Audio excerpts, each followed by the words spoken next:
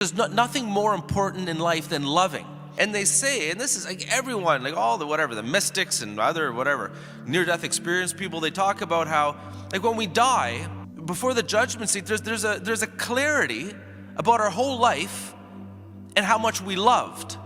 That's it, like we see our life with a clarity, and we in an instant can see where we loved and where we didn't love. And again, St. John of the Cross says at the end of life, everything's going to be judged based on love. The kind of insight that changed my life was, we typically, as Christians, we think, okay, I'm supposed to love God, of course, I'm supposed to love my neighbor, of course.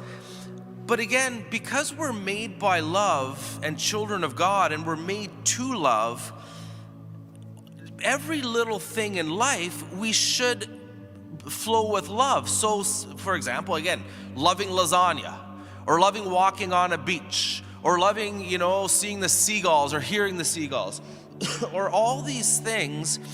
As Christians, we shouldn't be ashamed or embarrassed or downplay the importance of loving in all things. And I think life becomes a lot easier, or even clearer, when we recognize, wait a minute, like as I go through my day, I'm supposed to, have a love for all the different, elements of my day, And now the thing is like, obviously, our love needs to be properly ordered. A lot of people, they get that wrong. You take, for example, a married man. He says, he might be hearing me preach and say, this is great. I love fishing. Great. You love fishing, but things have to be properly ordered. You can't love fishing more than you love your family. Okay, that's disordered. And you certainly can't love fishing more than you love God. Like if you think, I love fishing so much that I don't go to church on Sunday, you're missing the boat. Your love is disordered, and things aren't going to work out in your life. We have to have a proper order. And so I would say the married man, or I'm picking on married men here, but anyways, I should be picking on priests who love fishing too much. But anyways, we're sticking with the married man. The married man who loves God first, and then loves his family second in the proper order, and then has fishing kind of lower on the thing, but still loves fishing, that's okay. Guess what? He will enjoy his fishing way more.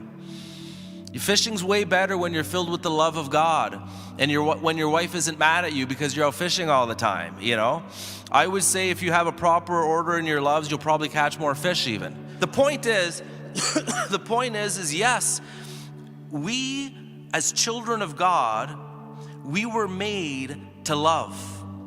And our life is supposed to be just one continual outpouring, flow of love. What did Jesus say? Out of their hearts will flow rivers of living water. Well, what's the heart? It's the seat of love. And our life is, we as children of God, our souls, there's meant to be this flow. What's the flow that's supposed to be constantly flowing out of us? Love.